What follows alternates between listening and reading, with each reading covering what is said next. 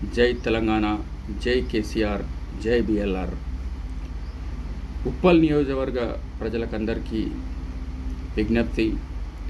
మన తెలంగాణ రాష్ట్ర సీఎం రేవంత్ రెడ్డి గారు తెలంగాణకు సీఎం ఎలాగో మన ఉప్పల్ నియోజకవర్గానికి మన సీఎం బిఎల్ఆర్ గారే. అది ఎందుకంటే మన ఉప్పల్ నియోజకవర్గ ప్రజలు ఎన్నుకోబడ్డ శాసనసభ్యుడు. అది సత్యం సత్యం సత్యం. కాబట్టి అందరూ కూడా ఏదేదో మాట్లాడుతున్నారు. ఎవరికో పుట్టిన పిల్లల్ని మా పిల్లలు అనుకుంటున్నారు. కానీ మా బిఎల్ఆర్ గారు చాలా దయామయుడు, గరళా కంఠుడు, శివుడు లాంటి వాడు.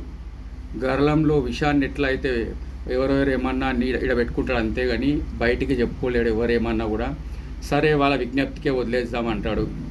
అలాగే ఆయన ఎట్లాంటి వాడంటే ఒక గజరాజు వంటి వారు. ఒక గజరాజు, గజం అంటే ఏనుగు. అది వెళ్తుంటే సునకాలు ఎన్నో మురుగుతాయి.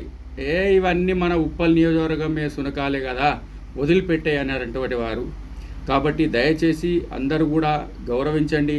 ఆయన ఎప్పుడు కూడా ఎవరికో పుట్టిన పిల్లలు నా పిల్లలు అంటాడు కాదు ఆయనకు. ఎందుకంటే ఆయనను మన ఉప్పల్ శాసనసభ నియోజకవర్గంలో ప్రజలందరికంటే కూడా నేను నా చిన్ననాటి మిత్రుడు ఆయన. నేను చెడ్డీలు వేసుకున్నప్పటి నుంచి తిరుగుతున్నాం. మాకు తెలుసు ఆయన కోసం ఏందనేది, ఎంత సింపుల్సిటీగా ఉంటాడు. కాబట్టి తెలంగాణ మొత్తంలో ఎవరైనా ఎటువంటి కరప్టెడ్ లేని ఎమ్మెల్యే అంటే మన బిఎల్ఆర్ గారే. కాబట్టి ప్రజలల్లో ఆయన స్వేచ్ఛగా బండి మీద కామన్ మ్యాన్లా తిరుగుతూ ఉంటాడు, ఎటువంటి గన్మెన్స్ లేకుండా ఏం లేకుండా. అది ఒక్కటి గమనించండి. ఆయన ఎట్లాంటి స్వచ్ఛమైన నాయకుడో. ఆయన నిజంగా ఒక మంచి వృక్షం లాంటివి. ఆయన్ని మంచిగా మనం వాడుకుంటే ఎంతో బాగుంటుంది. ఆయన ఈ పార్టీ ఆ పార్టీ అనే భేదం లేకుండా అందరినీ కలుపుగోలుగా చేసుకొని పోతాడు.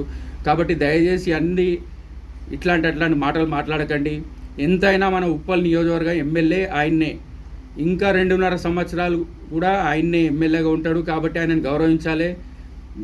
రాష్ట్రంలో తెలంగాణలో ఏ పార్టీ ఉన్నా కూడా తెలంగాణకి ఎవరు సీఎం ఎలా ఉంటారో మన ఉప్పల్ నియోజకవర్గం మటుకు మన లక్ష్మారెడ్డి గారే సీఎం లాంటి వారు. కాబట్టి మన పెద్ద దిక్కును ఎవరిని కూడా తప్పుగా మాట్లాడొద్దు దయచేసి.